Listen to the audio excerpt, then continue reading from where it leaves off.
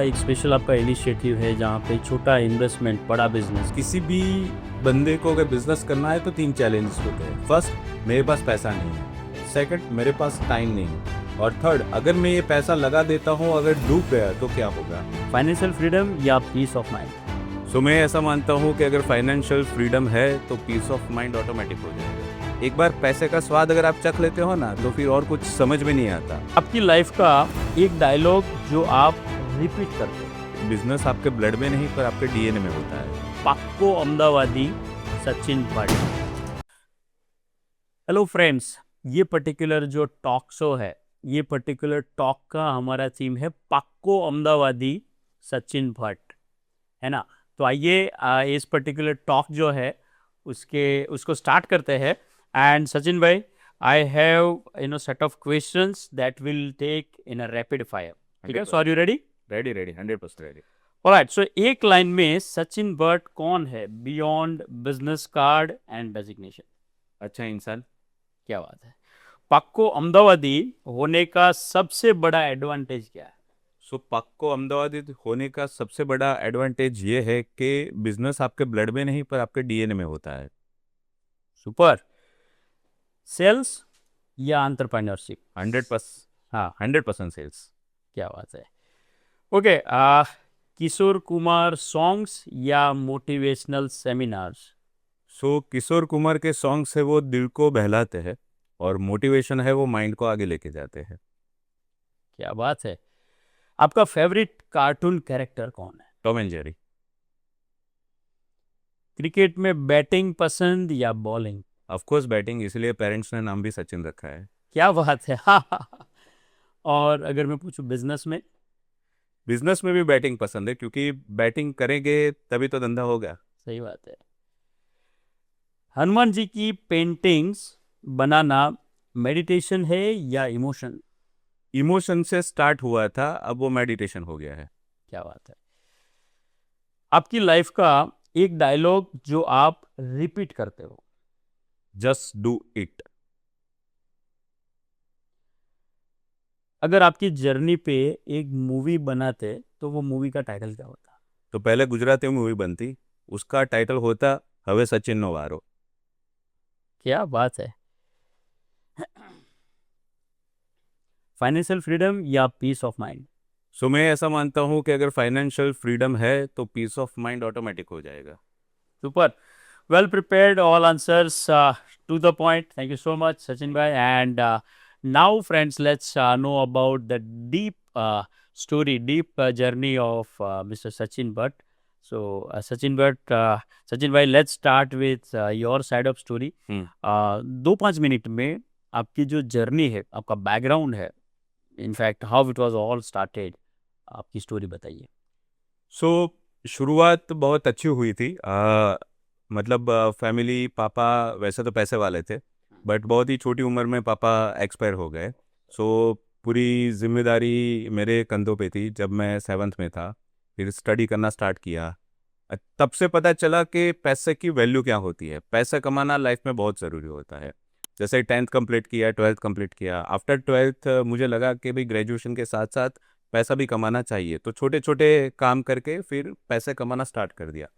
और ऐसा लगा कि एक बार पैसे का स्वाद अगर आप चख लेते हो ना, तो फिर और कुछ समझ में नहीं आता। सो वैसे भी पैसों की रिक्वायरमेंट थी, पैसे मिलना स्टार्ट हो गए।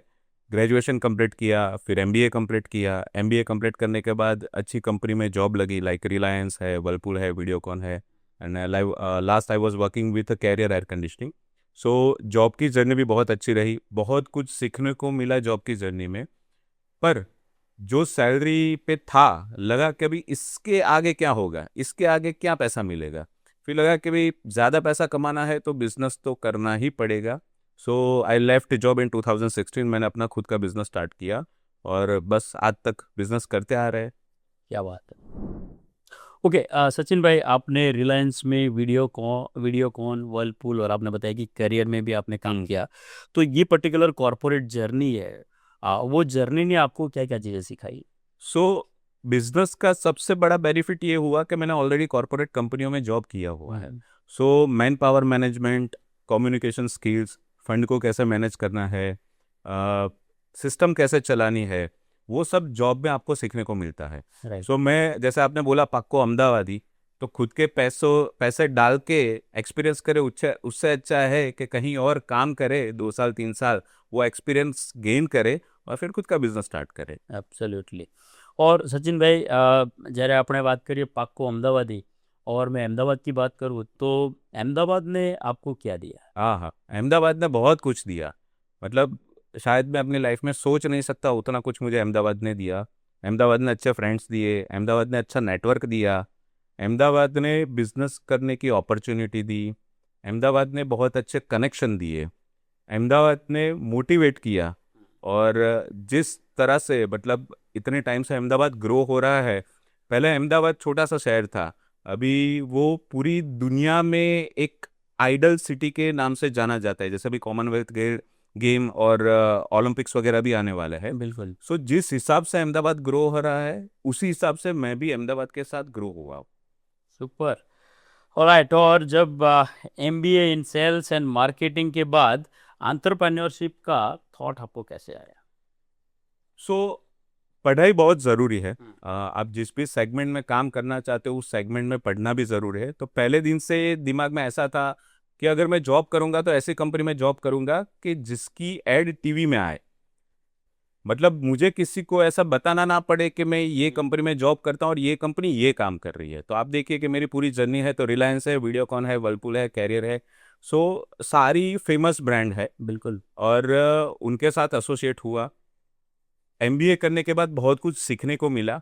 बट एक चीज़ मैं हमेशा मानता हूँ कि खाली सीखने से ज़्यादा है ग्राउंड पे आओ। जितना आप ग्राउंड पे काम करोगे, सो मैं गुजराती में हमेशा ऐसा बोलता हूँ, मरशो तो मरशे। जितने ज़्यादा लोगों से आप मिलोगे उतना ही ज़्यादा आपको मिलेगा। सो पढ़ाई करने के बाद ऐसे रूम में बैठना नहीं चाहिए, आपको ग्राउंड में निकलना चाहिए और हार्ड वर्क करके, स्मार्ट वर्क करके अच्छा खासा पैसा कमाना चाहिए। बिल्कुल। सचिन भाई, आपकी जो पूरी जर्नी है उसमें कभी ऐसा कोई फेज़ आया था कि जहाँ पे आपको फाइनेंशियली या फिर कुछ प्रेशर जो है वो आपको लगा, और आपको वो पर्टिकुलर चैलेंज जो है उसके बारे में आपको मतलब एक सामना करना पड़ा, या फिर आपको वही चैलेंज लगा? हाँ, तो अभी तक की जर्नी में 2-3 बार ऐसा हुआ है और मैं मानता हूँ कि हर किसी के साथ भी होता रहता है। शुरुआती फाइनेंशियल चैलेंज से हुई थी जब फादर एक्सपायर हो गए थे। उसके बाद जब कंपनियों में जॉब करना स्टार्ट किया, बहुत अच्छा पैसा कमाया। फिर लगा कि भी अभी बिजनेस करना चाहिए। जब बिजनेस स्टार्ट किया तो उसमें भी बहुत अच्छा पैसा कमाया। और फिर एक ऐसी चीज़ आ गई जिसको हम देख नहीं सकते थे, और उसने तहलका मचा दिया, कोविड। सो कोविड के टाइम पे बहुत ही फाइनेंशियल डैमेज हुआ। बट मैं ऐसा मानता हूँ कि हर चीज़ आपकी लाइफ में इसीलिए आती है, या तो आप उससे कुछ ना कुछ सीख सकते हो। सो कोविड में कुछ ऐसा सीखा कि भाई और नए नए बिजनेस करने की आपको अपॉर्चुनिटी मिली, क्रिएटिविटी निकली अंदर से। सो उसको टैकल करते करते करते कुछ अच्छा काम स्टार्ट किया, नए बिजनेस स्टार्ट किए, नए वेंचर स्टार्ट किए, और लगा कि भाई मार्केट भी बहुत बड़ा है, अपॉर्चुनिटी भी बहुत बड़ी है। राइट। सो उस हिसाब से हमने स्टार्ट किए। तो लाइफ में चैलेंज आते रहते हैं, बट उसको ओवरकम करके आपको आगे बढ़ना है। एब्सोल्युटली। तो सचिन भाई, आपने बताया कि आपने मल्टीपल बिजनेसेस जो है उसको आपने किए, और कोविड में बहुत सारी चैलेंजेस जो है उसका सामना किया। तो एज ऑफ नाउ आप क्या क्या चीज़ें करते हो जब हम बिज़नेस की बात करते हैं, और स्पेशली आप उसमें कौन सी सर्विसेज होती है, क्या प्रोडक्ट्स होते हैं, और आप जब मल्टीपल चीज़ें करते हो तो आप क्या क्या चीज़ें करते हो? So currently we are into real estate. So हमने कुछ अलग सेगमेंट क्रिएट किया है। राइट। सो जिस हिसाब से आप देख रहे हो तो अहमदाबाद पूरा ग्रो हो रहा है। अहमदाबाद को कोई स्पेसिफिक एरिया ग्रो नहीं हो रहा है, पूरा अहमदाबाद ग्रो हो रहा है। सो एक साल पहले हमको ऐसा लगा कि भाई हर इंसान अपनी लाइफ में सबसे महंगी चीज़ कौन सी लेता है, तो घर। उसके अलावा कोई महंगी चीज़ वो लेता नहीं है। बट स्टिल इतनी महंगी चीज़ होने के बावजूद भी प्रोफेशनल अप्रोच की बहुत बड़ी रिक्वायरमेंट रहती है। अभी अहमदाबाद सिर्फ अहमदाबादियों का नहीं रहा, बाहर से बहुत सारे लोग अहमदाबाद में माइग्रेट हो रहे हैं। जब बाहर से लोग आते हैं तो उनको थोड़ा ट्रस्ट फैक्टर चाहिए, उनको थोड़ा प्रोफेशनलिज्म चाहिए, उनको अच्छे लोगों से कनेक्ट करना होता है, अच्छे डेवलपर के साथ कनेक्ट करना होता है।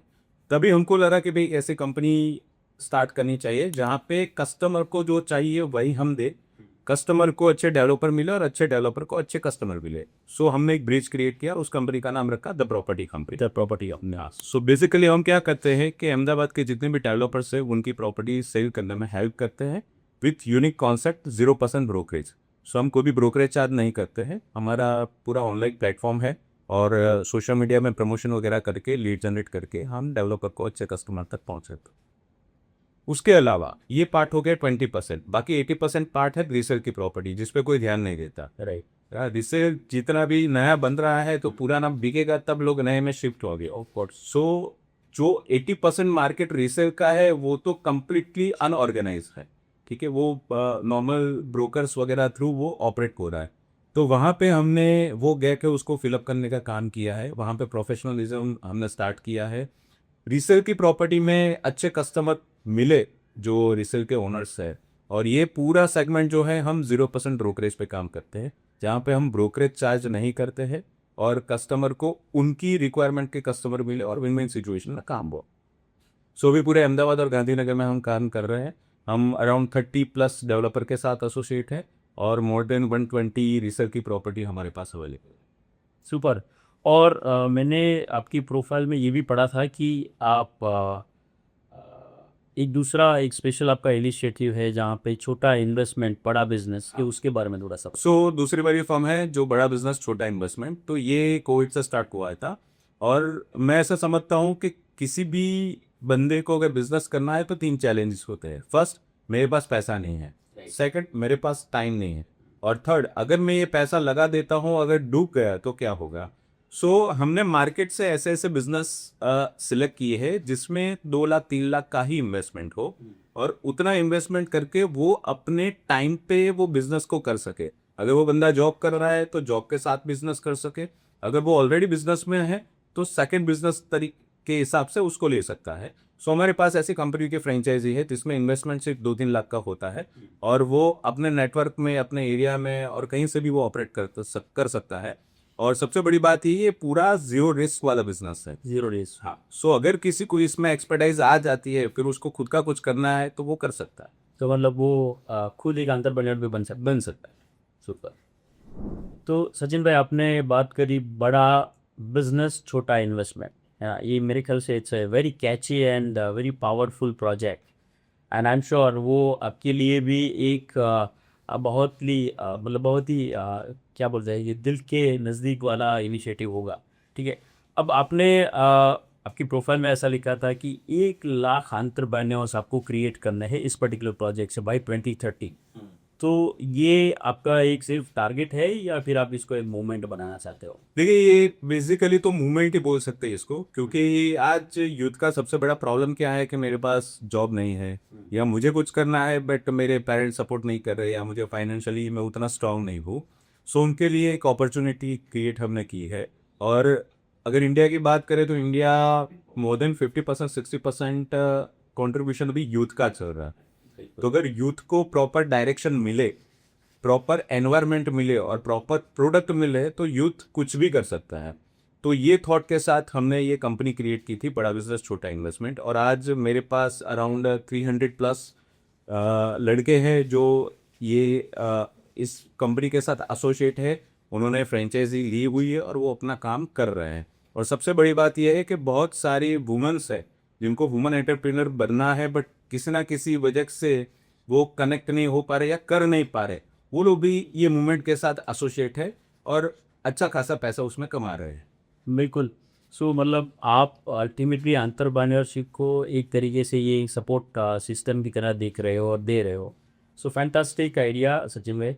और सचिन भाई, आपके हिसाब से इंडिया में टैलेंटेड लोग ज़्यादा है या फिर जो करेज कम होता है, मतलब करेजियस ज़्यादा है? सो इंडिया में टैलेंट तो कूट कूट के भरा है बट प्रॉब्लम यही है कि वो करेज नहीं है करेज नहीं है। हाँ। कि मैं कुछ करूं, ठीक है। और जब भी वो आइडिया किसी को सुनाते हैं तो आजू बाजू वाले लोग उसको और डिमोटिवेट करते हैं कि ये नहीं हो सकता है, तो फिर वो आइडिया पे कुछ काम ही नहीं हो रहा है। सो आइडिया बहुत सारे हैं मार्केट के अंदर, बहुत यूनिक आइडिया है। जैसे मैंने काम शुरू कर दिया, मैं हमेशा ऐसा सोचता हूँ, जैसे मैंने आपको बताया कि जस्ट डू इट, कर लो, चलो भाई। बोलो मत, आप कर लो। फिर देखा जाएगा। सो अगर हर इंडियन यूथ में अगर ये आ जाए कि भाई कर लेते हैं, देखा जाएगा, तो इंडिया बहुत और आगे बढ़ सकता है। फैंटास्टिक।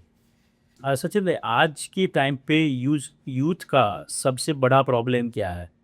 क्या वो एक मिनट। डिस्ट्रैक्शन है। हाँ सचिन भाई, आज के टाइम में यूथ का सबसे बड़ा प्रॉब्लम क्या है? डिस्ट्रैक्शंस, फियर या इनकंसिस्टेंसी? सो मैं मानता हूँ कि ये तीनों तीन प्रॉब्लम, अच्छा, तीनों में। तीनों प्रॉब्लम, क्योंकि पेशेंस बिल्कुल नहीं है। 20 सेकंड की रील भी वो 2 सेकंड 3 सेकंड देख के आगे निकल जाता है। राइट। सो वो तो प्रॉब्लम है। दूसरा के डिस्ट्रैक्शन भी बहुत है। अगर 3 महीने बिजनेस नहीं चला तो ये बिजनेस नहीं होगा। आप सोचो कि पिछले जमाने के लोग 2-2 साल 5-5 साल तक एक ही बिजनेस करके उसको बिल्ड करते थे। आप पिछले 10 साल की या 5 साल की जर्नी देखो, अभी कोई ऐसा आपको बिजनेस याद नहीं होगा। आज भी इंडिया में अगर बिजनेसमैन का नाम आता है तो टाटा बिरला अंबानी होता है। ठीक है, उसके बाद के नहीं हो रहे। क्यों नहीं हो रहे? क्योंकि वो बिल्ड नहीं हो रहा है। सो कोई भी बिजनेस को बिल्ड करने के लिए उसके जो पिलर्स है उसको मजबूत करना पड़ता है। सो वो प्रॉब्लम यूथ में हो रहा है, वो डिस्ट्रैक्ट हो रहा है अलग अलग चीज़ों से। और पेशेंस की तो कमी है जो मुझे लग रहा है। बस यही है, तीनों तीन चीज़ का प्रॉब्लम है। बिल्कुल। और अगर हम एक मिडिल क्लास जो फैमिली है उसकी बात करें, या फिर एक मिडिल क्लास एक बंदा है जिसको बिजनेस स्टार्ट करना है, तो आपके हिसाब से फर्स्ट स्टेप क्या होना चाहिए? सो मेरे हिसाब से डायरेक्ट बिजनेस स्टार्ट नहीं करना चाहिए। आप जिस भी सेगमेंट में बिजनेस स्टार्ट करना चाहते हो, वो सेगमेंट के जो टॉप पे है उसके साथ पहले 1-2 साल काम करो। आइदर जॉब में करो, आइदर फ्रीलांस करो। एग्जाम्पल के अगर किसी को मतलब वीडियोग्राफी फोटोग्राफी करनी है तो पहले ऐसी कंपनी के साथ एसोसिएट हो, 2 साल 3 साल काम करो, सीखो। क्योंकि खाली काम मुझे अच्छा लगता है मैं कर लूंगा और बिजनेस चलाना दोनों डिफरेंट थिंग है। ठीक है, क्योंकि बिजनेस में बहुत सारे चैलेंजेस आते हैं, man power management, funding management. तो ये सबसे आप ओवरकम तब होगे जब आपके पास थोड़ा बहुत भी एक्सपीरियंस होगा। सो यूथ को यही कहना चाहता हूँ कि पहले आप 1-2 साल वो सेगमेंट में जॉब करो और फिर आप बिजनेस स्टार्ट करो। सचिन भाई, आप द प्रॉपर्टी कंपनी जो है उस पर जब आप काम करते हो तो आप डेली, आप रेगुलरली बहुत सारे लोगों को मिलते हो। और जब भी कोई बंदा या कोई इंसान एक प्रॉपर्टी खरीदने की बात करता है, तो वो उसका डिसीजन जो है वो इमोशनल ज़्यादा होता है या फिर वो फाइनेंशियल डिसीजन होता है? सो पहले के ज़माने में घर एक इमोशनल चीज़ होती थी। ठीक है, बट जिस हिसाब से अभी प्रॉपर्टी के प्राइस बढ़ रहे हैं तो अभी टूवर्ड्स फाइनेंशियल वो ज़्यादा जा रहे हैं। सो अभी मैं ऐसा समझता हूँ कि 30% ही इमोशन बचा है, बाकी 70% अभी फाइनेंशियली। अगर मुझे 10 करोड़ का बंगला चाहिए, मेरा ड्रीम है या मुझे करना है, बट अगर मेरी फाइनेंशियल कैपेसिटी ही नहीं होगी तो फिर वो कोई काम का नहीं है। तो इमोशन अभी रहा नहीं है। इमोशनल लगाना भी। और जब हम अहमदाबाद के रियल एस्टेट की बात करते हैं, तो आपके हिसाब से अहमदाबाद का जो रियल एस्टेट फ्यूचर है वो क्या है? ओके, सो मतलब पिछले 10-12 साल की जो अगर अहमदाबाद की जर्नी देखे तो बहुत ही ग्रो हो रहा है। और स्पेसिफिक कोई एरिया में ग्रो नहीं हो रहा है, अहमदाबाद पूरा सराउंडिंग ग्रो हो रहा है। और मैं ऐसा समझता हूँ कि आने वाले 2 या 3 साल में अहमदाबाद मुंबई को टच कर लेगा इन टर्म्स ऑफ प्राइसिंग और इन टर्म्स ऑफ क्वालिटी। और शायद 5 साल बाद जिस हिसाब से स्काई स्केपर्स बन रहे हैं, तो 5 साल या 6 साल बाद आपको अहमदाबाद में दुबई जैसी फील तो आ ही जाएगी। क्या बात। और सचिन भाई, जब कोई भी बायर प्रॉपर्टी बाय करता है, तो आपके हिसाब से क्या गलती करते हैं बायर्स प्रॉपर्टी में खरीदने के लिए? सो अभी ना कंपटीशन बहुत है। मतलब डेवलपर्स के अंदर भी इंटरनल बहुत सारे कंपटीशन है। आपको हर गली में 4 डेवलपर की स्कीम्स आपको मिल जाएगी। बायर को अभी सब कुछ मिल रहा है, हर डेवलपर क्वालिटी भी दे रहा है, हर डेवलपर एमिनिटीज भी दे रहा है। बट बायर को चेक क्या करना चाहिए? बायर को खाली ब्रोशर पे नहीं जाना चाहिए। वो 8,000 10,000 वाला मस्त ब्रोशर देख के, वो चकाचौंध वाली ऑफिस देख के वो डिसीजन लेता है तो वो नहीं लेना चाहिए। बायर्स को डेवलपर का बैकग्राउंड चेक करना चाहिए। अगर उसने पिछली प्रॉपर्टीज या डेवलपमेंट किया हुआ है तो एक बार वहाँ पे जाए, उसकी क्वालिटी देखे, समझे कि वो कैसे काम कर रहा है। सो मेरे हिसाब से रियल एस्टेट घर लेना ना बहुत ही, लाइफ में एक या दो ही बार आदमी घर ले सकता है, उससे ज़्यादा आदमी घर नहीं ले सकता। तो अगर आप इतना बड़ा डिसीजन ले रहे हो तो थोड़ा बैकग्राउंड वगैरह चेक उसको डेफिनेटली करना चाहिए, खाली शोबाजी के नहीं जाना चाहिए। राइट। सचिन भाई, रियल एस्टेट इंडस्ट्री में ट्रस्ट बिल्डिंग जो है वो एक शायद से बोल सकते हैं कि बहुत टफ होता जा रहा है, तो उसके बारे में आप क्या कहो? सो पहले के टाइम पे कैसा था कि लिमिटेड डेवलपर थे और लिमिटेड स्कीम हुआ करती थी। आइदर कस्टमर ब्रोकर के साथ भी एसोसिएट होता था तो वो ट्रस्टेबल ब्रोकर के साथ एसोसिएट होता था, वही ब्रोकर के साथ वो प्रॉपर्टी सेल करता था, रेंट पे चढ़ाता था या बेच लेता था, सेम एज डेवलपर। बट अभी प्रॉब्लम ये हो रहा है कि भी बहुत सारे डेवलपर, बहुत सारे ब्रोकर्स मार्केट में है। सो और सब अलग अलग अच्छे अच्छे स्कीम लेके आते हैं। सो अभी not even real estate but हर किसी चीज़ में कंपटीशन इतना बढ़ गया है, तो आप ये जज नहीं कर पाओगे कि भाई ये मेरा ट्रस्टेबल कस्टमर है तो ये नेक्स्ट प्रॉपर्टी मुझसे ही बाय करेगा। क्योंकि जिस हिसाब से प्रॉपर्टीज़ के प्राइस बढ़ रहे हैं तो कस्टमर दो तीन चीज़ देखता है, उसको लोकेशन चाहिए अच्छा, उसको उसके बजट में प्रॉपर्टी चाहिए। अगर वो बजट में प्रॉपर्टी आप देते हो तो ठीक है, अगर नहीं देते हो तो किसी और से बाय कर लेगा। सो जो ट्रस्ट वाला सेगमेंट है ना, अभी वो धीरे धीरे कम हो रहा है। राइट। और जब हम ट्रस्ट की बात करते हैं या फिर हम ओवरऑल जो एक ब्रोकरेज का एक जो पैटर्न चल रहा है उसकी बात करते हैं, तो द प्रॉपर्टी कंपनी को आप कैसे डिफरेंशिएट करते हैं? So technically we are zero brokerage company. हम जो भी बायर्स है उससे एक भी रुपया चार्ज नहीं लेते। हम जो भी चार्ज देते हैं वो सेलर से लेते हैं, जिसको अपनी प्रॉपर्टी सेल करनी है, रेंट पे देनी है, या डेवलपर से लेते हैं। सो सबसे बड़ा बेनिफिट ये है कि हम कोई तीन चार प्रोजेक्ट को ही प्रमोट नहीं करते हैं। हमारे पास पूरे अहमदाबाद, पूरे गांधीनगर में बहुत सारी प्रॉपर्टीज है, बहुत सारे डेवलपर्स है। तो हम पहले कस्टमर की नीड को समझते हैं कि एक्चुअली इसकी रिक्वायरमेंट क्या है। उसको इन्वेस्टमेंट पर्पस पे चाहिए, उनको रहने के लिए चाहिए, या ऐसे ही वो प्रॉपर्टी लोगों के उसमें आके कि भाई चलो रियल एस्टेट में एक बार इन्वेस्टमेंट कर लेते हैं। तो सबसे पहले हम वो कस्टमर की नीड समझते हैं, वो नीड के हिसाब से हम उसको चार पांच प्रॉपर्टी सजेस्ट करते हैं। ठीक है, उसके बाद ही वो प्रॉपर्टी लेने के लिए हम बोलते हैं कि अगर आप ये प्रॉपर्टी आप बाय कर सकते हो आपके रिक्वायरमेंट के हिसाब से, ठीक है।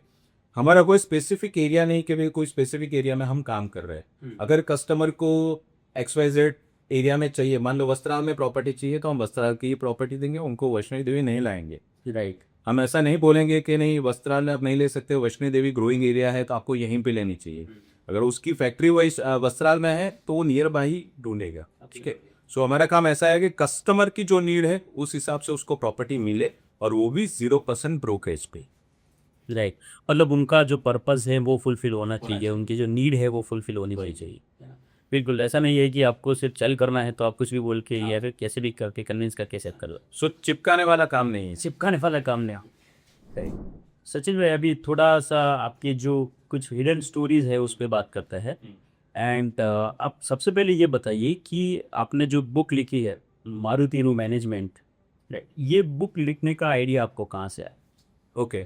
सो जैसे मैंने आपको पहले बताया कि कोविड कई लोगों के लिए परेशानी लेके आया था, और मेरे लिए वो क्रिएटिविटी निकालने का एक जरिया था। सो हनुमान जी को मैं बेसिकली भगवान तो मानता ही हूँ, बट भगवान से ज़्यादा अपना फ्रेंड मानता हूँ। वो हमारे इष्ट देव है, और अगर आप उनकी पूरी जर्नी देखो ना, तो उनसे अच्छा मैनेजमेंट किसी ने नहीं किया। उनके पास कम्युनिकेशन की स्किल है, उनके पास लीडरशिप की स्किल है, उनके पास मैन पावर मैनेजमेंट की स्किल है, और किस बंदे को कैसे हैंडल करना है वो सारी स्किल उनके पास है। अभी यही सारी स्किल हमको बिजनेस में भी चाहिए।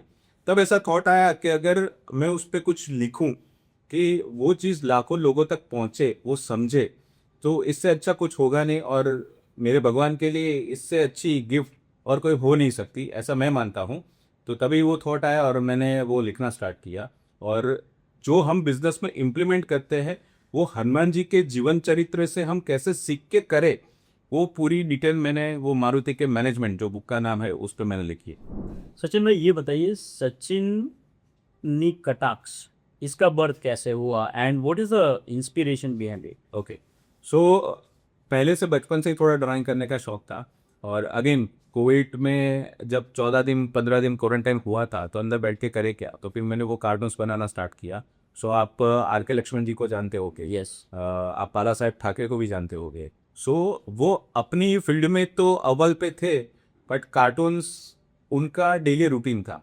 सो मैं उनसे इंस्पायर हुआ, और सचिन की कटाक्स बेसिकली सटायर कार्टून्स है। तो एवरीडे के इवेंट से इंस्पायर होकर मैं कार्टून क्रिएट करता हूँ, और वो मेरे सोशल मीडिया पे भी चढ़ते हैं, प्लस न्यूज़पेपर पे भी वो आते रहते हैं। क्या बात है। और ये कार्टून प्लस एंटरप्रेन्योर, इसका कोई रिलेशन है? बेसिकली कोई रिलेशन नहीं है, बट जब आप पूरा दिन काम करके थक जाते हो और जब आप 10-15 मिनट में जो कार्टून्स बनाते हो तो टेक्निकली ये मेडिटेशन हो जाता है, रिलैक्सफुल सोर्स हो जाता है पूरे दिन की थकान उतारने के लिए। बिल्कुल। सचिन भाई नॉर्मली लोग बोलते हैं कि Gujarat is a land of entrepreneurship, है ना? तो आप आपसे ये जानना चाहेंगे कि आपको क्या लग रहा है जो गुजरात की जो एंटरप्रेन्योरशिप है वो इतनी स्ट्रॉन्ग क्यों है? सो मैं ऐसा मानता हूँ कि हर बच्चे को, मतलब सुबह अगर नाश्ते पे बैठता है तो भी बिजनेस की बात होती है, दोपहर में लंच पे बैठते हैं तो भी बिजनेस की बात होती है, और शाम को डिनर पे भी बिजनेस की बात होती है। एज वेल एज अगर सोडा पीने जाता है तो भी बिजनेस की बात होती है, आइसक्रीम खाने जाता है तो भी बिजनेस बात होती है। सो डीएनए में बिजनेस बस चुका है, अभी ये निकलेगा नहीं ना। तो यही सबसे बड़ा प्लस पॉइंट है कि गुजराती बिजनेस माइंडेड होते हैं, और कहीं पे भी जाओ अगर किसी गुजराती को आप किसी भी कंट्री में भी छोड़ दो विदाउट मनी, तो 10 साल बाद वो कंट्री का टॉप 10 जो बिजनेसमैन है उसमें उसका नाम होगा। सही। सो यही गुजराती की पहचान है। और आजकल सोशल मीडिया एक बहुत बड़ा मोटिवेशन हो गया है, एंड बट उसका एक डिसएडवांटेज है कि लोग एग्जीक्यूशन जो है उसमें कम फोकस करते हैं, प्रमोशन पे ज़्यादा चले जाते हैं, तो उसके बारे में आप कुछ कमेंट्स करें। सो मोटिवेशन लाइफ में चाहिए। मैं ऐसा समझता हूँ कि आपने दिवाली पे वो रॉकेट जलाया होगा। सो रॉकेट में उड़ने की कैपेसिटी है, बट कब उड़ेगा? जब तक नीचे आग नहीं लगेगी। सो मोटिवेशन वो आग है जो रॉकेट को आसमान में लेके जाती है। और साथ में आपने कई रॉकेट ऐसे भी देखे होंगे कि उसको जलाने के बाद भी वो उड़ेगा नहीं, है ना? तो मोटिवेशन लाइफ में चाहिए। सोशल मीडिया बहुत ही अच्छा माध्यम है, आप उसको कैसे लेते हो, मोटिवेशन को कैसे लेते हो। और सबसे बड़ी बात, सिर्फ मोटिवेशन से कुछ नहीं होगा, आपको एक्शन में आना पड़ेगा। जब तक आप एक्शन में नहीं आओगे तब तक कुछ नहीं होने। And action is execution. Action action is execution. Entrepreneurship की जब हम बात कर रहे हैं, गुजरात की बात कर रहे हैं, तो आपके हिसाब से एक एंटरप्रेन्योर को सबसे पहले क्या सीखना चाहिए? सेल्स, मार्केटिंग या कुछ और? सो एक एंटरप्रेन्योर को सबसे पहले कम्युनिकेशन सीखना चाहिए। सो कम्युनिकेशन का मतलब लैंग्वेज नहीं है कि अच्छा इंग्लिश आना चाहिए, वो नहीं है, बट उसकी बात को सामने वाले तक पहुंचाने में जो माध्यम है, कैसे डिलीवर वो करता है, वो उसको आना चाहिए। अगर वो आ गया तो कोई भी काम हो सकता है। बाकी सेल्स, मार्केटिंग, सोशल मीडिया सब कुछ सीख सकते हैं।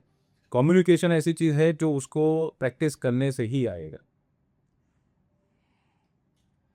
ओके, तो आपको लग रहा है कि इंडिया जो है वो अगले 10 साल में एक एंटरप्रेन्योरशिप में सुपर पावर बन जाएगा? देखो, इंडिया वैसे सुपर पावर है, ऐसी कोई दिक्कत नहीं। यूथ हमारा सबसे बड़ा सुपर पावर है। राइट। अब खाली दिक्कत ये है कि यूथ कहाँ जाता है। लोगों के पास आइडिया भी बहुत है, एग्जीक्यूशन करने वाला एग्जीक्यूशन कर भी लेते हैं, बट यूथ किसको देख के, किसको आइडल मान के चलता है, वो सबसे बड़ी बात है। अगर वो नहीं हुआ, अगर अच्छे ट्रैक पे या सही डायरेक्शन पे नहीं गया तो ये उल्टा भी पड़ सकता है। बिल्कुल। सचिन भाई, आपका जो आप फ्यूचर आप जिस तरीके से देख रहे हो, तो आपके फ्यूचर के गोल्स क्या है, एंड वे फॉरवर्ड आप क्या करना चाहते हो? सो दो मेन गोल है। पहला कि 2027 तक फाइनेंशियली फ्रीडम पाना चाहता हूँ। सो मैं ऐसा समझता हूँ कि फाइनेंशियल फ्रीडम अगर आपने पा लिया तो बाकी सब हो जाता है, क्योंकि हर समस्या का समाधान, मतलब 99.99% समस्या का समाधान पैसों से हो सकता है। ऐसा मैं स्ट्रांगली बिलीव करता हूँ। सो दूसरा मेरा गोल है, मुझे 100 बुक्स लिखनी है। सो मैं ऐसा मानता हूँ कि कोई भी इंसान पूरा जीवन चरित्र उसका अगर एक बुक में डाल देता है तो उसकी 50 साल, 60 साल की या 70 साल की जर्नी वो एक बुक में लिख के किसी और को दे सकता है। तो जो पढ़ रहा है उसको उसका बेनिफिट भी हो, क्या क्या गलती उसने लाइफ में की है तो वो गलती ना भी करे। सो मेरा ऐसा प्लान है कि ऐसी बुक मैं लिख के जाऊं और जो लोगों को बेनिफिट करे। Absolutely. And entrepreneurs are leaders, and मैंने ऐसा भी पढ़ा है कि रीडर्स आर लीडर्स, राइट? तो और ये बिल्कुल एक बुक जो है आपकी मिनिमम 5 साल जो है वो सेव कर सकती है। सही, उसको it's a fantastic goal, Sachin भाई। ओके सचिन भाई, अभी now we call this as a mic drop movement. Mic drop movement that means हम लोग हमारा ये जो टॉक है उसके एंड तक पहुंच गए हैं। And so I have one statement, जिसे अपने स्कूल या कॉलेज में फिल इन द ब्लैंक्स करते थे। ओके, वैसे एक स्टेटमेंट जो है वो आपको उसमें एक गैप है वो आपको भी करना है। business is not about money, it is about dot dot dot. So okay, so business is not about money, it is about solving a problem. अगर आप किसी चीज़ का प्रॉब्लम सॉल्व करने में एक्सपर्ट हो तो लोग सामने से आके आपको पैसा दे के जाएगी. परफेक्ट. और अब सचिन भाई, आपने आपकी कोई जर्नी जो है इसमें जो भी सीखा है उसमें आपने कुछ चीज़ें ऐसी होगी थी जो आप अ, अगर आप ऐसा सोचो कि आप जब अपने करियर की शुरुआत करी थी, जब अपने एंटरप्रेन्योरशिप की शुरुआत करी थी, तो वो टाइम पे जो सचिन था उस सचिन को आपको एज अ एडवाइज़र कुछ बताना हो तो वो क्या? सो मैंने 2016 से बिजनेस शुरू किया था. तो अगर मुझे उसको बताना हो तो ये बताता कि जल्दी शुरू कर देता. 2-3 साल ही जॉब करता और तभी से अगर बिजनेस स्टार्ट कर दिया होता तो अभी जहाँ है उससे कहीं आगे पहुँचे होते. ऊपर. ओके. और अगर आपको एक मैसेज जो अभी का यूथ है, जो नए स्टार्टअप्स आ रहे हैं, नए एंटरप्रेन्योर्स आ रहे हैं, उनको अगर आपको एक मैसेज देना हो तो वो मैसेज? सो एक ही मैसेज है, ज़्यादा एनालिसिस मत करो क्योंकि जो ज़्यादा एनालिसिस करता है उसको पैरालिसिस हो जाता है. So just do it. काम शुरू करो, रास्ते अपने आप बनना शुरू हो जाएंगे. सुपर. और लास्ट में सचिन भट्ट को उन लोग 20 साल बाद किस नाम से याद रखें, क्या चाहो? सो नाम तो सचिन भट्ट ही होना चाहिए, बट एक अच्छा इंसान, गुड बिजनेसमैन, और बस उस हिसाब से जानना चाहिए. बाकी तो और कुछ है नहीं. Fantastic.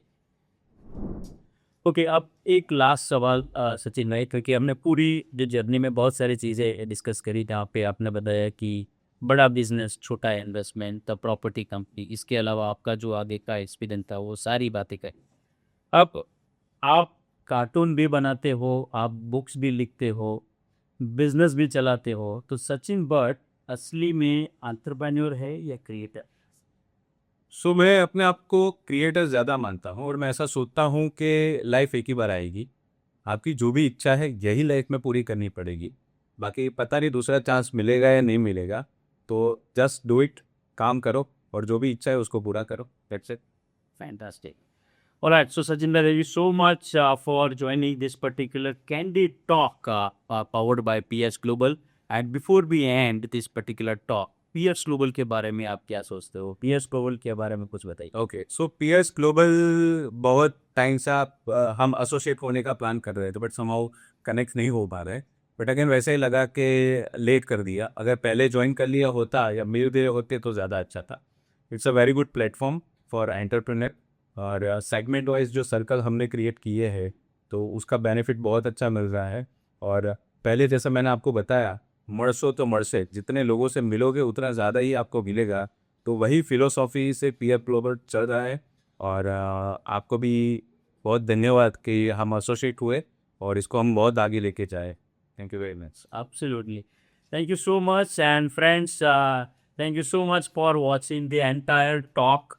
And if you have not subscribed the PS Global TV yet, so do subscribe now and do not forget to click on that bell icon because that will give you notification. And हम लोग ऐसे जो candid talks करते हैं, so we are not only focusing on the popular people, जो बहुत लोगों ने उनका पॉडकास्ट किया है या उनके बारे में बात करी है. We really want to bring those entrepreneurs, उनके रियल लाइफ, उनका जो प्रैक्टिकल एक्सपीरियंस है, जो दूसरे माइक्रो से लेके हर एक टाइप के एंटरप्रेन्योर्स के लिए एक इंस्पिरेशन बने, उनके लिए एक लर्निंग बने. तो वैसी स्टोरीज हम रेगुलरली लेके आते हैं इस पर्टिकुलर टॉप में. And beyond that, PS Global is world's first community of collaboration, right? So if you have not downloaded or experienced, so you can go to psglobal.com or directly you can visit psunity.com and download PS Global app. And that's how we can stay connected, we can grow together. Thank you so much and have a wonderful time ahead.